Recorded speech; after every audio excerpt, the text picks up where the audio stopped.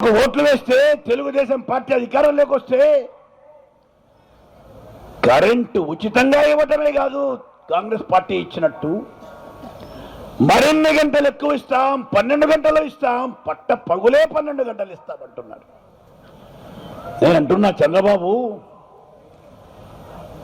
94వ సంవత్సరంలో రామారావు గారు అధికారంలోకి వచ్చినప్పుడు అత్యంత ప్రధానమైన వాగ్దానం 50 రూపాయలకు హార్స్ పవర్కు కరెంట్ ఇవ్వడం కదా.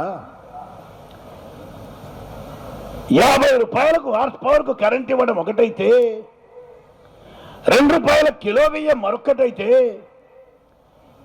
ఈ 2 ప్రధానమైన వాగ్దానాలతో